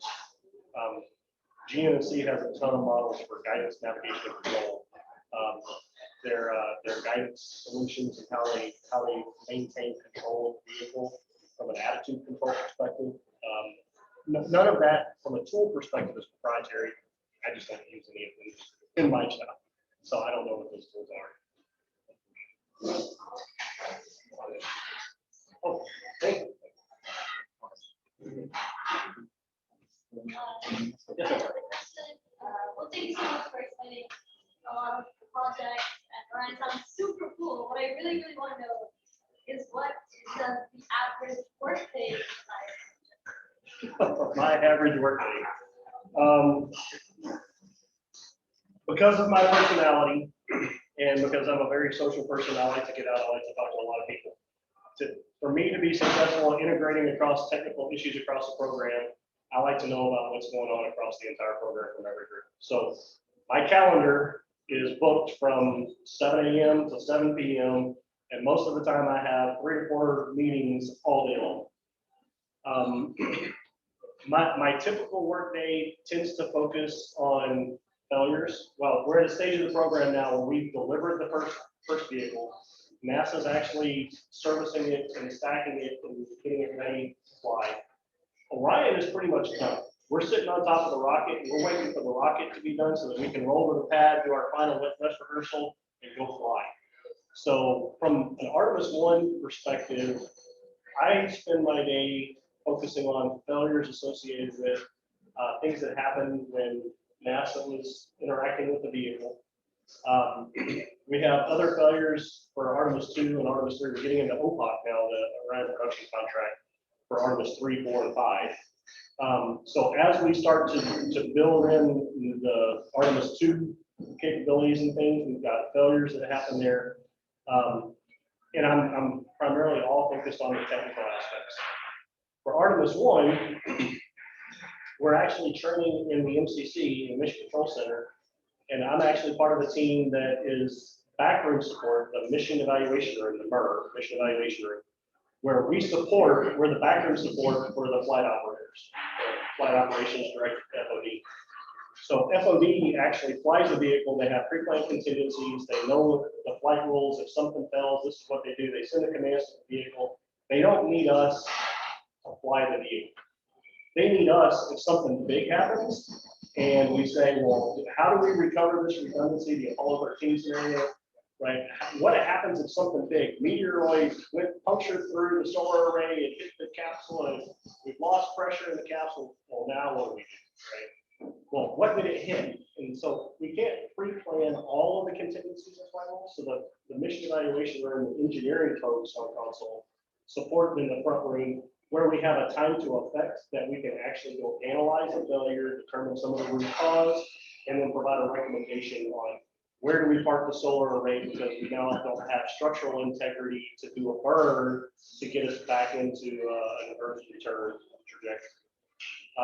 So those are kinds of the things. So training for mission support, failure anomalies for Artemis 2 and 3, and the support to NASA for getting ready. Okay, so Dave Savant has one more question about protocol. So he's wondering if the protocol issue about not being able to expose a single test article to all environments, specifically including pyro shock from separate pyros, was able to be resolved. So it has never been in the plan to do a single qual vehicle. And because of the complexity and the European service module coming from Europe and having a schedule associated with it, right? I don't know that I would say there was ever an issue with a single vehicle. It was always kind of planned to be a multi-asset qualification program that then you piece together that analysis from those individual tests of different element configurations. All of them represent the flight design for the parts that you're qualifying. So like I said, the structural test article has all of the same hardware built to the design of the primary structure for the flight vehicle. But it doesn't have any of the propulsion commodities. It doesn't have any of the electronics stuff in it or things of that nature. So it's not intended to provide the information of the full qual article configuration. It's intended to show that the primary load pass can support what they're expected to carry. So it's not something that we've intended in NASA's plan with Lockheed. So it's been a joint plan. NASA has to approve everything we do, right? So we didn't go off and say we're only going to do this, and NASA said no. This is what you're going to do. So it's a joint plan that NASA agrees to when Lockheed says this is the type of approach we're going to test for. Well, David is sort of challenging that a little bit here. He was 9 years ago or so at NASA and had some. So if he knows, he can speak up. I'm just saying what I know from my side. But single vehicle exposed to all environments for SMCS-016 requirement for protocol. So maybe the regulations within NASA have changed in those 9 years, but he seems to think that 9 years ago, by then it had to be that way. Yeah, I don't know if you can hear me. We can hear you. Yeah, I mean, that was the basis for protocol was SMCS 016, and there was a lot of debate in NASA within different departments, the engineering, Orion program, safety and mission assurance, and crew office about taking a protocol approach that was intended when it was developed by the Air Force to be a single test article exposed to all environments. And that was not in the plan from being formulated from Lockheed, and eventually, I guess, approved by NASA. I left before the final decisions on all that were made. I was just curious what happened with it. It does carry some risks that you don't have all the equipment exposed to the pyro shock testing. But well, hopefully, I was hoping there was some other things that had been decided for how to mitigate that.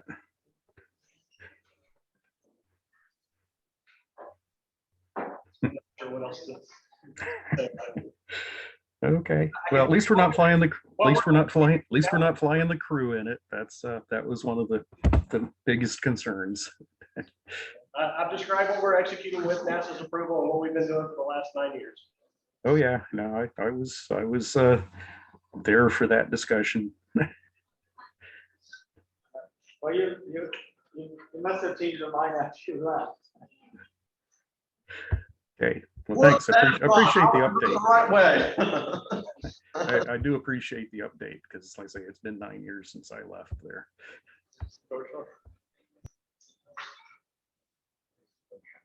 I'm going to forget a little bit.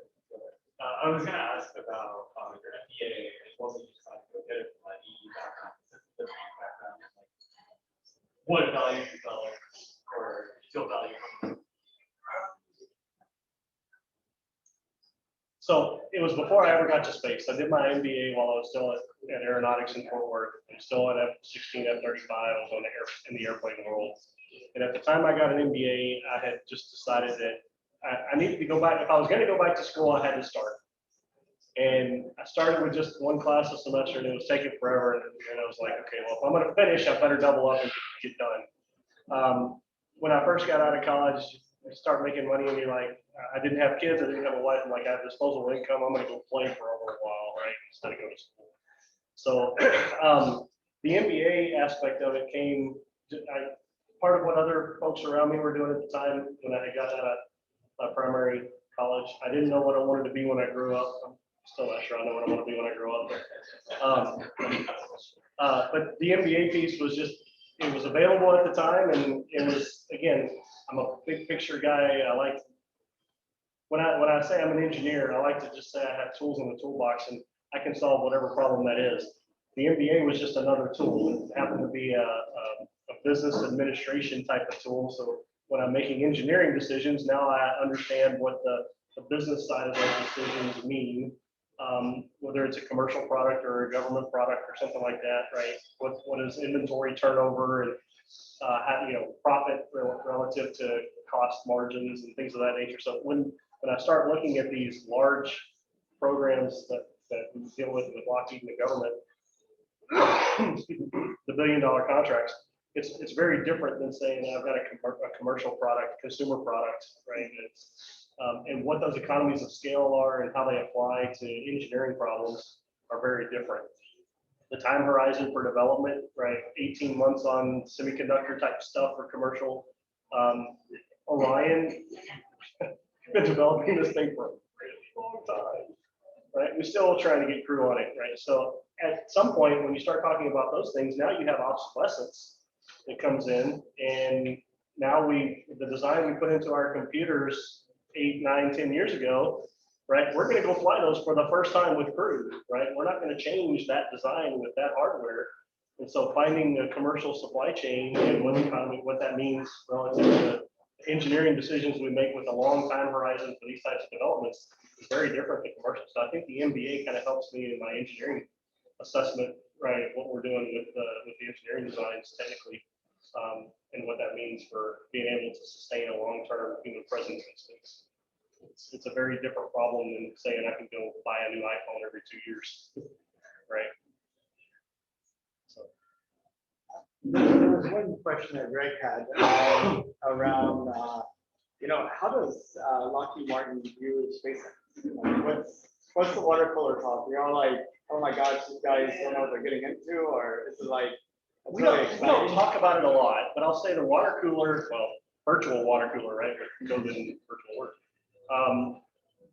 For the longest time, well, at the beginning, I'll say at the beginning was we encouraged it, right? And it's because if you look at what happened with the space shuttle and NASA's budget for choosing when to retire the space shuttle, right? The amount of budget that goes to large programs, right, keeps NASA from developing new programs, right? So until you can free up funds that are in the annual budget for development of other activities, right, that money is getting taken from those development things in order to maintain. So if we're trying to minimize the cost to just launch to low Earth orbit, which so far has been the majority of SpaceX's business, right, to get the resupply missions back to the space station, to get human crew back up to the space station, all low Earth orbit type of missions, it doesn't affect us at all, right? As a matter of fact, it helps because all of that money they were doing for low Earth orbit, right, to space shuttle, which is huge infrastructure, right, now minimizes the burden that low Earth orbit services take from the development funding. So at the beginning of all this, we had no issue with, we encourage, right? Yes, we want to see private companies succeed in launching to low Earth orbit. So all of that development for the Gateway and Lunar Lander and Orion and SLS, right, can be used not for shuttle, but for the development of those new systems. So at this point, we haven't talked about what it means for them to actually be going to Mars, right, long distance stuff, or carrying crew beyond low Earth orbit, where, oh, by the way, they're protected from radiation in the Van Allen belts, right? So if you look at what their current design supports, it's not long distance human protection, right? Human transportation. So there are very different requirements in terms of environments associated with going to low Earth orbit than it is going outside the Van Allen belts and out to the moon. So at this point, right, we, Orion, are the only human-rated transportation system, right, to go to the moon. Oh, that could work. More. Okay. Interfaces are traditionally an area where much gnashing of teeth occurs. First time you plug the Orion module into the European module, did it actually go together? Yes, it did. So there's two elements to interface. Yes, there's much gnashing of teeth, and one of the gnashing has to do with what emulator do you provide to the other side to work on their primary development, and the acceptance of that article before they get mated together. On the structural side, Lockheed provided what we call a master gauge, which is a template, a structural template that says, this is the Lockheed interface, the crew module adapter interface to the European service module as provided by Lockheed. And we gave them a piece of metal, right? That master gauge piece of metal we shipped to Europe and had them use with their contractors, say, when you build yours, we expect this level of planarity, right? This interface tolerancing with the hole and hole pattern and alignment. And you can test against our master gauge to ensure that your interface will match ours so that when we get it, it will match up. There's always things that are that big, that heavy, right, that stiff, right, are always difficult to put together regardless, even if you have perfect, right, tolerances. So while I kind of glitched a little bit about it, clinched a little bit, it's always a challenge to put two new things together for the first time. But it actually went together pretty smooth. The other aspects of wiring avionics, so there are still avionics and elements on the European side. We provided an emulator, a crew module emulator that to the Europeans so that when they tested, they could test their electrical and functional interfaces to our interfaces as well. So they were given an emulator of the Lockheed side, both mechanical, structural, as well as electrical and functional. So by providing that, right, we were able to get better interfacing when we put them together. The one thing Lockheed got from the Europeans is in our system level avionics labs, we need their hardware in order to make sure that our software can command, control, and interface with their avionics. So they provided us a set of their engineering unit hardware, and then the emulators that drive the sensor effectors, things on the end of their boxes, so that we could tie our simulation into their front end electronics and their avionics boxes so that we could functionally test our side of the interfaces for command control and telemetry as well. So a lot of coordination of emulators on both sides so that when it does come together. Yep. Halfway in each other's business in order to guarantee. Yep. Well, that's right.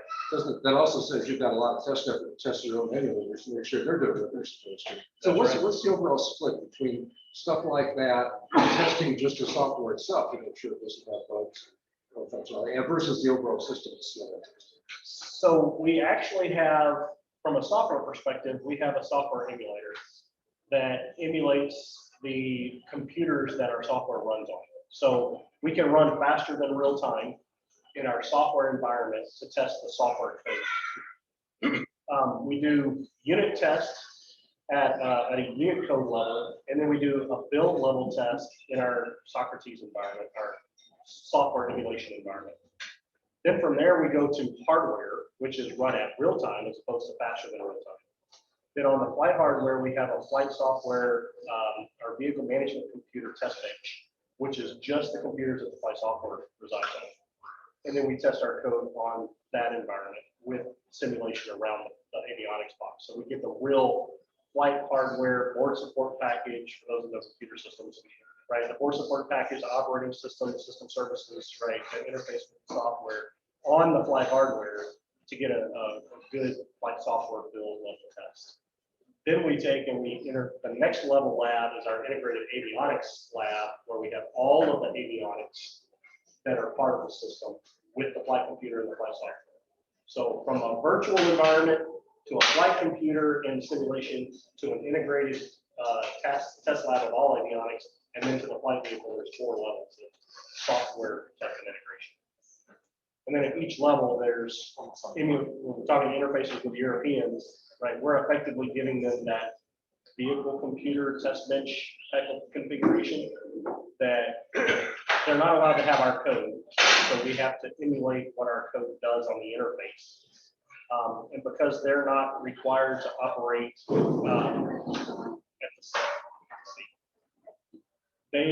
because they're not controlling the vehicle from a guidance control type of perspective, they don't have to run closed loop, right? They can run open loop where they send commands from our emulator to their systems and they see that their system provides the appropriate response back to us. And being open loop avoids us providing that technical export control type of content from the flight software. How do you test performance of the software? I mean, there's so much analytic stuff in there. How do you do performance testing to see if the computer is actually up to the task? Yeah, so that performance, we do performance testing on the second level of lab with the flight computer hardware. The majority of that, we're looking for minor frame overrun, computation with CPU utilization, things of that nature. And because we're a deterministic system, we break our partitions up into 40 minor frames. We got one major frame every second and 40 minor frames per second. And the operating system is a commercial operating system we use for airplanes, right? That is time-based partition.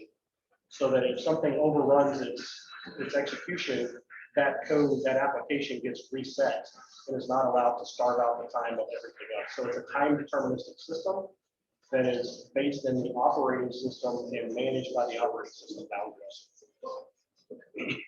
So we test to make sure that all of our code, when executed and stressed with all of its inputs and outputs, have a utilization with the utilization margin that allows for some additional unexpected right behaviors.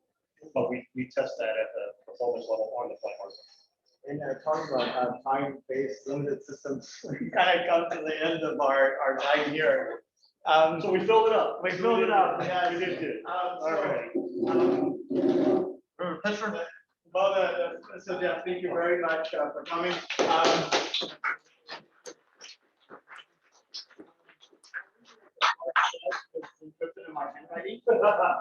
It says thank you, Jeff, for working to get us to the moon and talking to us today. So you should open that up and show everybody what it is. Oh, look at that.